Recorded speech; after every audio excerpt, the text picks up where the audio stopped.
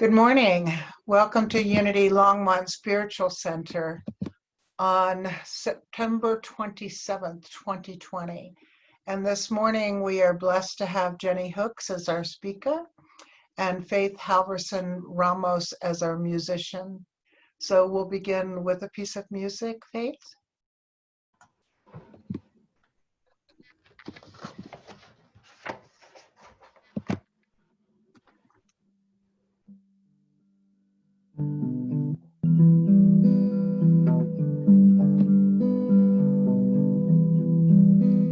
There's a sweetness in surrender when you remember who you are. It's not the things in life that you've been through that make you who you are.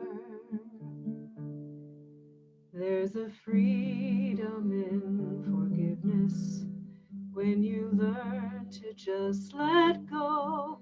Holding on so tight won't change a thing, and changes how we grow. Learn how to live and learn to forgive yourself. Forgiving yourself, you can learn to forgive someone else.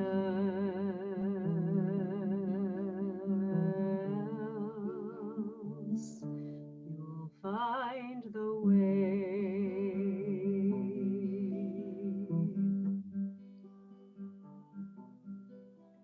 There's a sweetness in surrender when you remember who you are.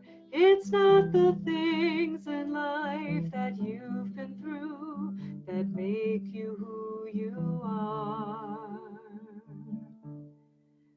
There's a freedom in forgiveness when you learn to just let go.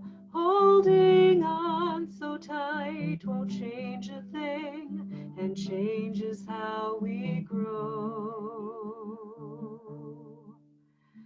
Learn how to live and learn to forgive yourself. Forgiving yourself, you can learn to forgive someone else.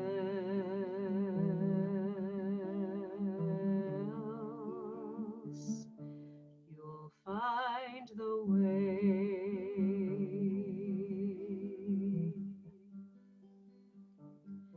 You'll find the way.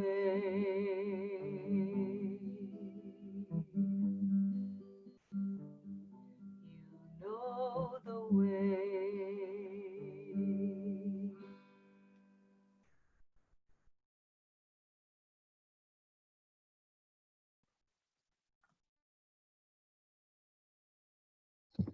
Thank you, Faith. That was beautiful. It's at this time that we go into prayer by taking a breath together. Beloved presence, we know with your love and support we will find our way. One of the things on our minds and in our hearts today are the fires. And we know that everything unfolds per your divine plan. Please provide us with hope and faith as you do love. We pray that these fires are taken care of and that people and animals are safe. We pray for guidance of how to save our globe, what we need to do individually, as countries and as a world. And with open hearts and open minds, we await the guidance. And so it is. And we will have Faith provide more music. All right. Here's a little affirmational song. And because of the fires, maybe our respiratory systems can use a little more support. So I encourage you to join me in singing this affirmational song, I Am. I think by now it's familiar to everybody here. So join in when you're ready.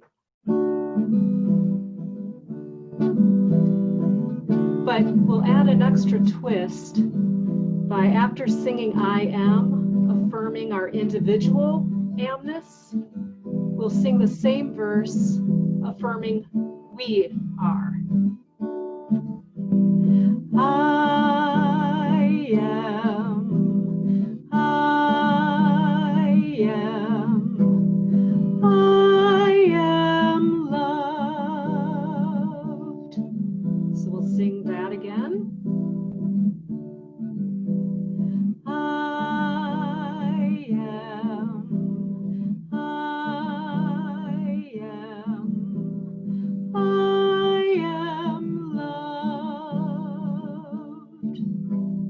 Affirming we are loved. We are, we are, we are loved.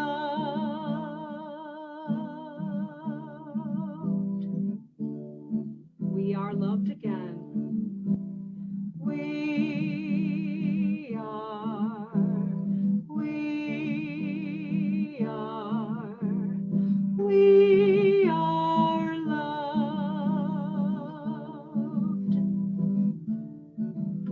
I am strong. I am, I am, I am strong.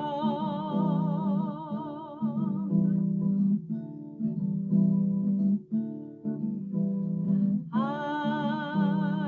am, I am, I am strong. We are strong.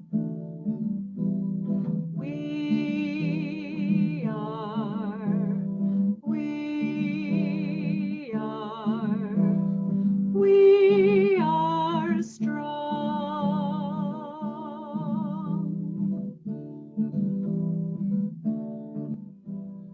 We are, we are, we are strong.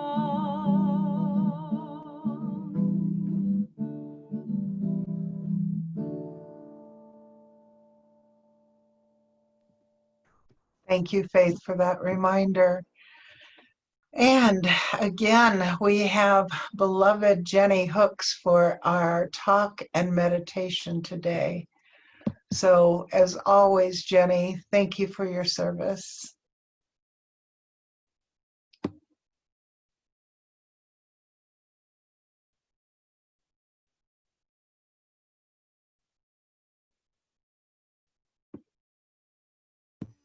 That probably sounds a little better now. Good morning. Jai Guru Dev, I honor the divine within you. When I listen to talks at the ashram, the speaker always begins chanting these words from the Bhagavad Gita.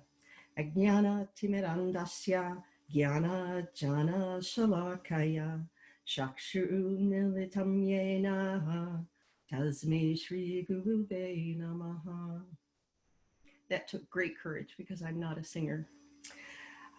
And what that means is my salutations to the teacher who opened my eyes by applying the divine serum of self-knowledge in my eyes, which had been blinded by the cataract of ignorance. So I hope that I will see clearly today to give this talk, and you receive what you need to hear. What I'd really like to tell you today is that I'm fully heart-centered, that I see God in everyone and everything and every situation. But while that's my highest goal, it's not actually the case. It's not where I've achieved just yet. In the past few weeks, I've struggled to see God in wildfires, smoke-filled skies.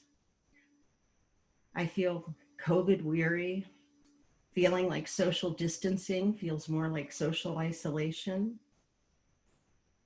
And yet, I know for sure in these stressful times that we are called to be our best selves,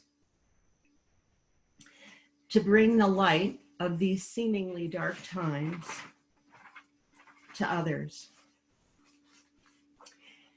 And as I've been thinking about this, finding God and seeing God, I started to notice my posture.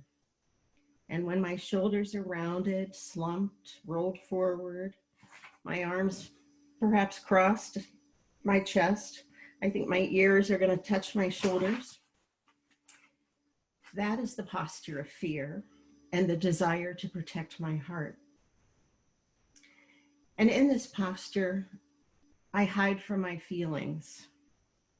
I use sarcasm, wasting time, checking out, watching dumb things on TV. I withdraw and sometimes isolate. The truth is, my heart does not need protection. And when I sit or stand with my shoulders back, relaxed, my arms at my side, not hiding my heart, in this stance, I can stand with the intention to greet the world with the spark of divinity that shines within each one of us. I try to see that light with everyone and in every situation. So several weeks ago, I made a home visit to a boy recently discharged from a neuropsych unit. He has a complex medical history, cognitive delays, communication issues, behavioral issues, lacks safety awareness, chronic pain and inflammation, and a history of violent behaviors. I am grateful that on that day, as I finished my meditation, I said a very simple prayer. May I find you today. May I find God today. Conceptually, I understand in practice that God is everywhere. Yet in practice, I often fail to find God in traffic jams, shopping at King Soopers, sitting in an overly long staff meeting, which to me are always overly long. But on this particular afternoon, when I was visiting Braden, he had come home from Children's Hospital earlier that day because he'd had an outpatient procedure. His discharge instructions included to rest, not to do any activities that might disturb his balance, and specifically mentioned it's not a good day to ride a bike. So as I watched him and saw this paperwork, I thought, how could he possibly rest? His mind is so active. He is so restless. How do you rest when you are restless? Shortly after I arrived, Braden said to his mom, I'm going to go rollerblading. His mom said, no. And he sat on the sofa for a minute, got up, got in the closet, and got his rollerblades out. Mom said, no. She walked over and picked up the rollerblades, carried them over, and was putting them back in the closet. This triggered Braden. Even though she'd offered to play a game or do some other activity with him, he was not satisfied without having his shiny new blue rollerblades. So made a few bad choices after that, and started pounding her with his fists. She's reaching down, putting stuff down, and he's pounding her over her kidneys, over her back. And I told him immediately to stop. He did not, and I walked over and restrained him.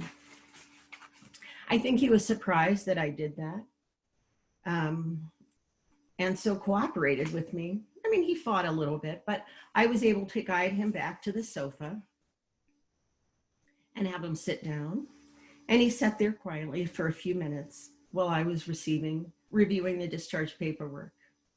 I wasn't sure how to proceed. I didn't think he wanted me to do a physical exam and to check his incision site or mess with him in any way. But after we sat there quietly for a few minutes, he got up and he walked into the kitchen. This mom had hidden or locked up every sharp in her home to protect her son.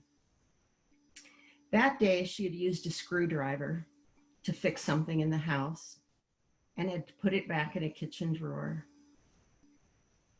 Braden must have saw that at some point during the day because he walked over, opened the drawer, and got the screwdriver and said he was going to kill himself with it. Mom wrestled him and got the screwdriver away from him, and he again started fighting and kicking and hitting her. I again calmly and firmly said, "Stop. This is not okay." It was not a successful intervention. So I again pulled him away from his mom, and I guided him to a therapeutic swing that is hanging in the house. He didn't swing when he sat on the swing. He just sat there. And after a few minutes, started banging his head loudly against the wall.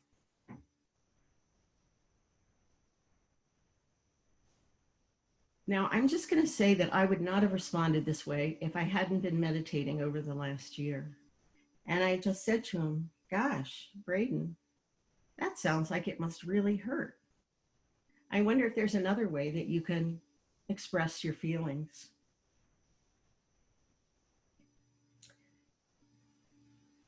He sat there quietly for a moment, banged his head again, and then just got up and started attacking his mom.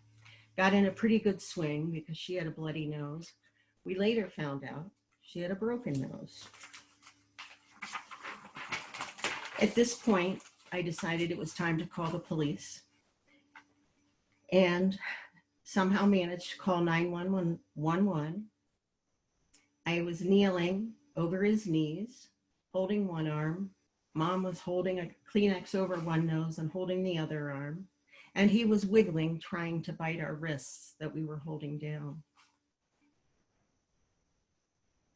And I didn't say or do anything. I just held him down and quietly chanted, "Om Namo Narayana. Om Namo Narayana. I give everything to the one who is in all things, and within him all things dwell." He finally began to relax. His muscles were tight, and I knew it wasn't safe to let go, but he was quieter and more relaxed. And these words came out of my mouth. "I know for sure that you are a really good person. I know that you have a good heart. I don't know why you behave like this, but it doesn't change anything.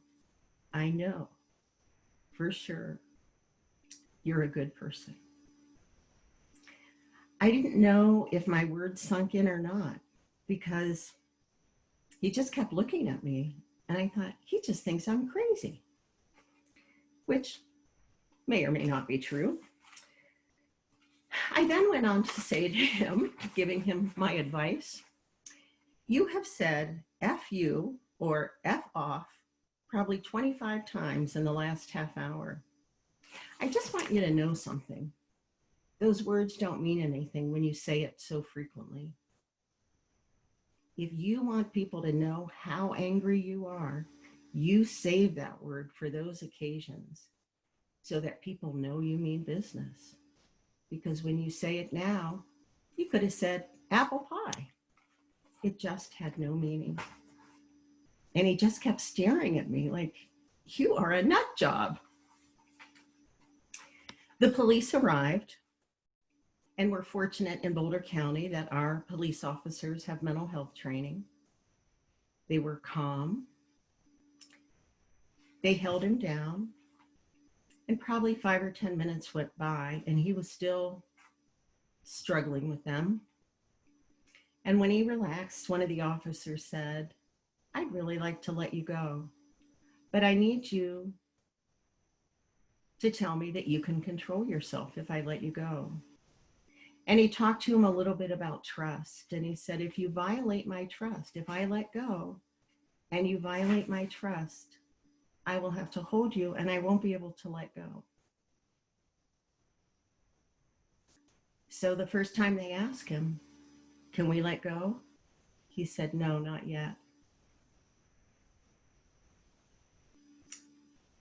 That was a pretty impressive response. A few minutes went by. They asked him again, and he said yes. And the officer again reminded him about trust.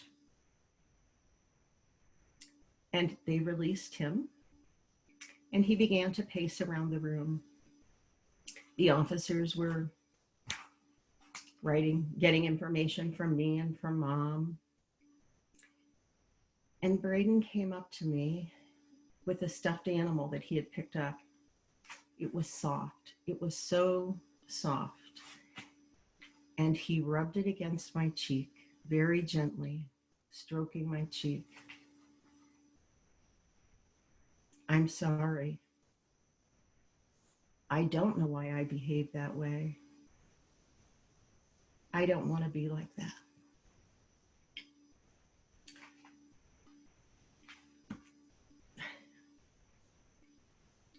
I couldn't believe it. Having worked with this kid for the last 9 months,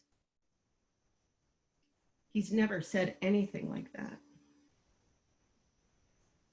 And I continued to silently chant, Om Namo Narayana. And I wondered how that prayer affected the people around me. I wondered how it affected the police, who were so calm and so kind and so understanding.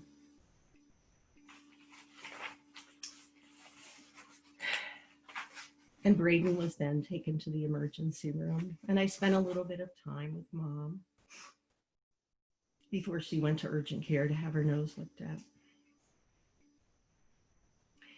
In the past, I've been able to keep my cool in very stressful situations for a time, but when everything gets calm, I fall apart. And I got in my car and I thought, am I going to fall apart? Am I going to just burst into tears? And I waited and nothing happened. And so I just went about my day on to my next stop. Last week, I then had a morning visit with Jacob. Jacob is 14, maybe 15, I think, actually. He's nonverbal, he has Down syndrome, and he's autistic.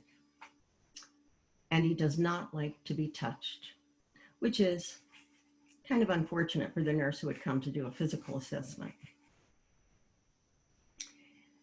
When Jacob came onto my caseload, I knew the story of a nurse that had been pushed off the porch steps by Jacob and had to go to the ER. So when I arrive at this house, I know I need to be alert. I need to pay attention to his body language and any sounds that he's making, and only to approach with caution and with permission. Before the visit, I did my morning meditation and again ended my meditation with, may I find you today. Driving to his home, I chanted, Om Namo Narayana. I give everything to the one who is in all things and in whom all things dwell. Now, one of my favorite things about Jacob is that he has a very tight relationship with Elvis. And he has a loving and creative mother who uses Elvis to help her to get him to shower, to get dressed, to get in the car when he needs to go to school. She'll say, I'll play Elvis in the car if you're dressed and ready to go. And I hope that I can help every one of the kids I see find their Elvis and to take away the drama around getting these kids to do non-preferred tasks. And I just think it's great how much he loves Elvis. His favorite album is the How Great Thou Art album, where Elvis sings old Christian tunes. Well, I ring the doorbell and there's no answer. And I'm thinking, I know we scheduled this visit for this morning at 10 o'clock and it's 10:02 and this is a very prompt mom. I rang the bell again. She answers the door and says, he had an accident, he's in the bathroom. And she is saying this as she's running back upstairs to the bathroom. So I sat down at the table, opened my computer, and got ready for the visit, knowing they'd be down soon enough. A few minutes later, Jacob comes down the steps, not wearing a stitch of clothing. A minute later, Mom says, is he downstairs? I can't find him. She gets his clothes, comes down the steps, and I point that way where he had gone into the kitchen as he ran past me. And I thought, this is not going to be an easy day to do a physical assessment. I might be leaving here without knowing what his pulse is, what his blood oxygen level is, or his body temperature. And I think it's just going to have to be okay. Mom came and sat down next to me, or sat across from me at the table. And while I was waiting for them, not only was I chanting Om Namo Narayana, I was asking for my heart to be open. And I was allowing my heart to expand. So Mom and I started talking, and I'm finding out about recent doctor's appointments and illness and exposure to COVID and all the dull things I do. And Caden comes up to me with one finger and pokes my arm. And his mom looks at me and says, you just got a huge hug. He doesn't do that often. It's pretty amazing. I just want you to appreciate you got such a big hug. So we continue to sit at the table. And a couple minutes later, Jacob comes back and he puts a glass of water down in front of me, makes eye contact, and smiles. At this point, Mom is almost in tears. She said, I've never in my life seen him do that. He's never given anything to anyone. He doesn't make eye contact. She was just surprised, just so surprised and so moved. And she must have said 3 times, I've got to write this down. I can't believe it. I have to write this down. And I just smiled. So Mom said, so why is he different with you? We'd had another experience on a previous visit where he was very willing to let me approach him to do an assessment. And he had poked me once before on a visit.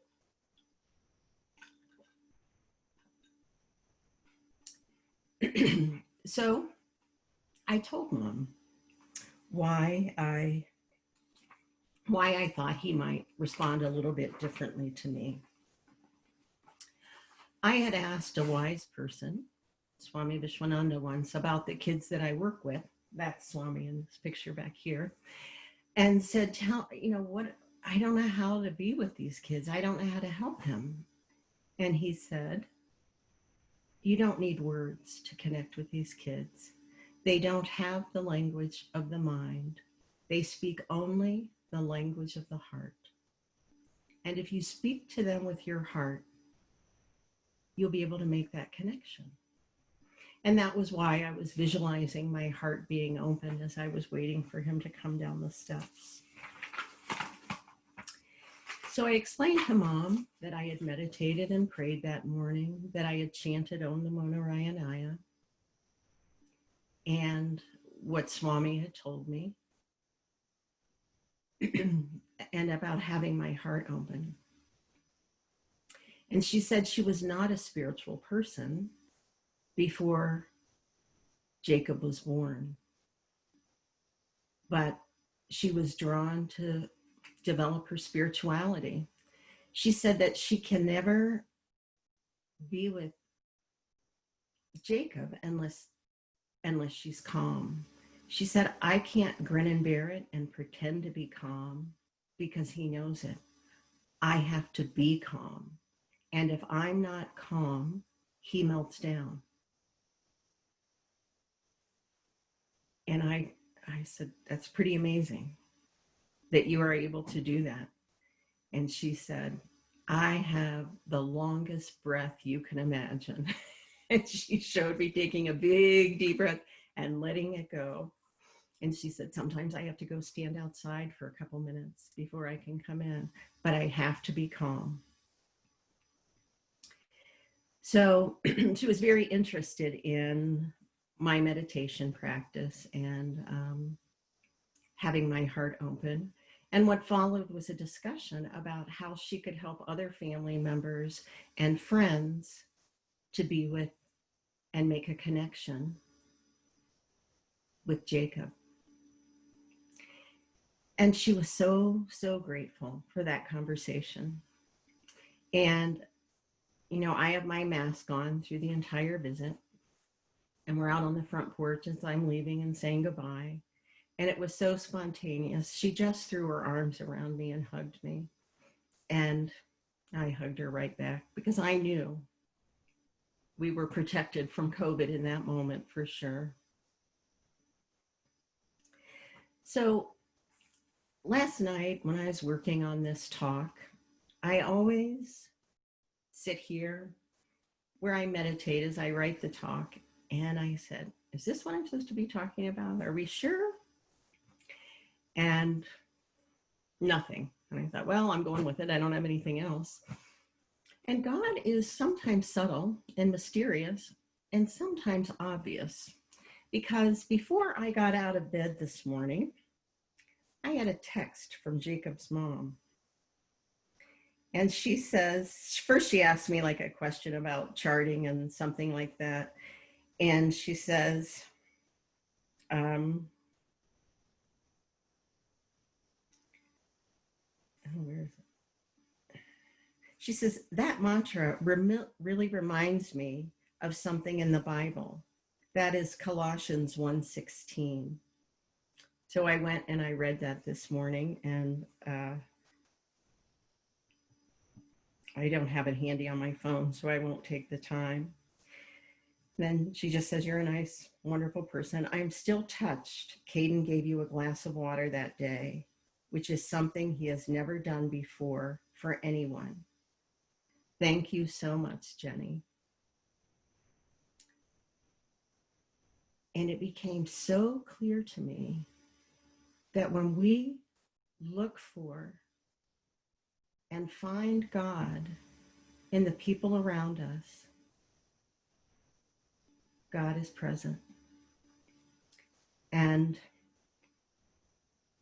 that night, as I finished my evening meditation, I said, thank you for letting me find you today. And I have one last story to tell you about this subject.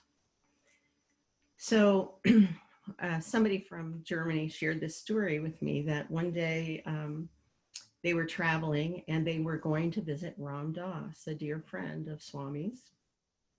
And so they arrive at his home and they have a meal, and it's Swami and the people traveling with him. And there were some people that were close to Ram Dass that were there. So it was kind of a larger crowd. And after several hours, they were getting up and getting ready to leave. And Ram Dass said, "Would you like to come and see my meditation room?" So they went in and looked at his altar, and they felt that energy that you can often feel when you're in a place where people pray and meditate often. And they stood in silence, and they left the room in silence. And once outside the room, one of the visitors said, "You have a beautiful altar. You have a beautiful meditation room. And I saw all these spiritual things in your room, but I'm confused. I think I saw a picture of a politician on your altar. Do you worship politicians?" And Ram Dass said, "No, but I seek to find God in everyone, in everything, and in every situation. And when I can find God in that politician, I will know that I have realized my goal." And so it is.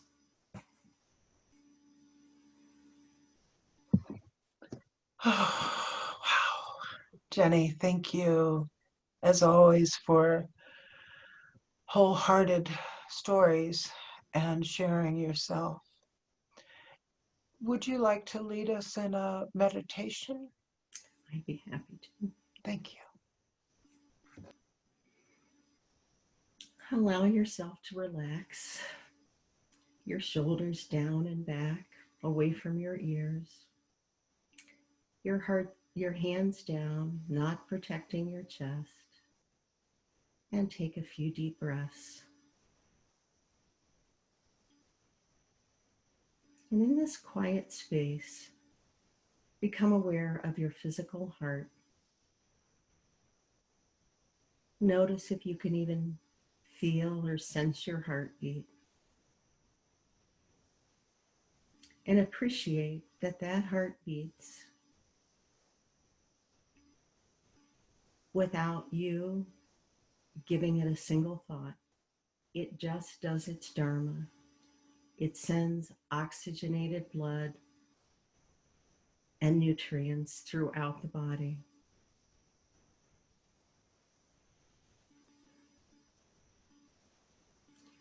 And now shift your awareness to the center of your chest, where your spiritual heart resides. Know, no matter how well you protect your heart, no matter how covered it is by things you said and done, regrets, guilt, and shame, no matter how much of that there is around your heart, your spiritual heart continues to shine. That's the only thing your heart can do, is love.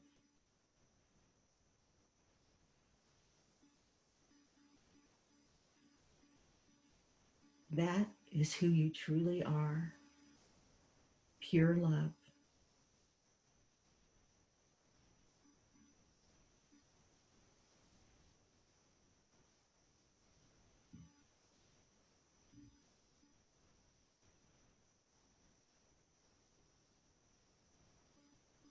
And just take a moment to enjoy being in that space of love and light, and see your heart shining.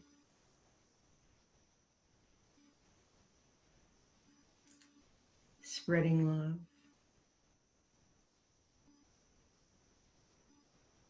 And light.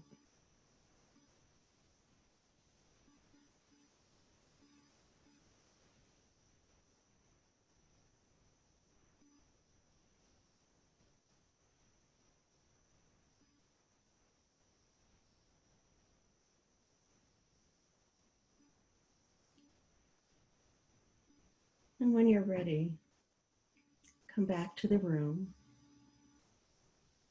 with the awareness of your spiritual heart.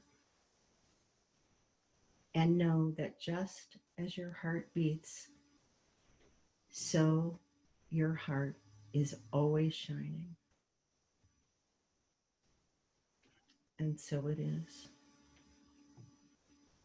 Thank you. And at this time, we'll have a piece of music from Faith.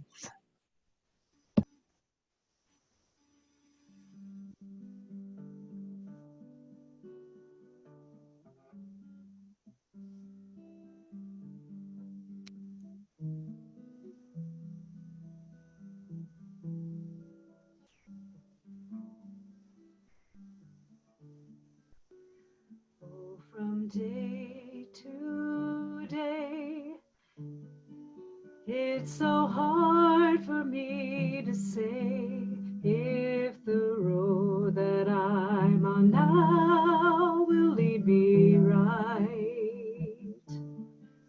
But year to year, it becomes a bit more clear. Seems like I am getting closer to the light. And when my burden's great, so that I bend under the weight, and it seems like I'm surrounded by the night.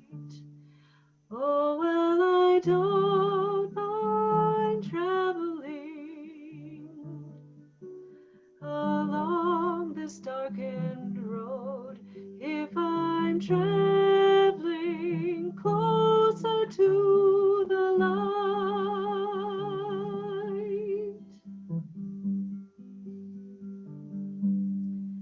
Every day I start with this compass in my heart, and it helps to keep the road within my sight. And as I go forth, looking for magnetic north, seems like I am getting closer to the light. And when my burden's great, so that I bend under the weight, and it seems like I'm surrounded by the night. Oh, well, I don't mind traveling along this darkened road if I'm traveling closer to the light.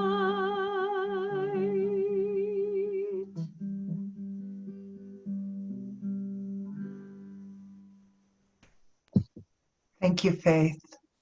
You know, this is one of those times again when spirit is not so subtle, because Faith and I did not talk before this morning about what songs to sing this today. So there you have it. It's wonderful. And it's at this time that we go into our donation of light and love by taking a breath together and placing our hands on our heart and allowing that light and love to expand. It's nothing we have to do, it just happens because it's light and love. And this light and love is shared with all we know and those we don't. It's shared with those who celebrate and those who suffer. And the more we share, the fuller our heart becomes. And so it is. And we'll finish with another piece of music.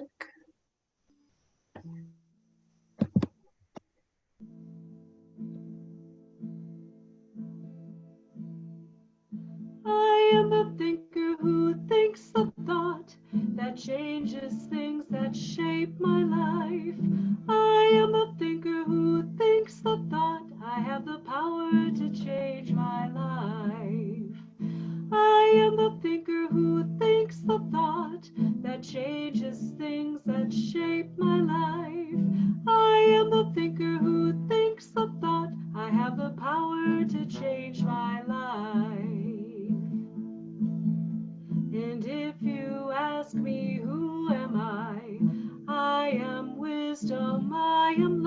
light. I am more than meets the eye. I cannot be defined. I am a thinker who thinks a thought that changes things that shape my life. I am a thinker who thinks a thought. I have the power to change my life. I am a thinker who thinks a thought that changes things that shape my life. I am the thinker who thinks a thought. I have the power to change my life. And if you ask me, what am I am beauty, I am joy, I am more than meets the eye. I cannot be defined. I am a thinker who thinks a thought that changes things that shape my life. I am a thinker who thinks a thought. I have the power to change my life. I am the thinker who thinks a thought that changes things that shape my life. I am the thinker who thinks a thought. I have the power to change my life. I have the power to change my life.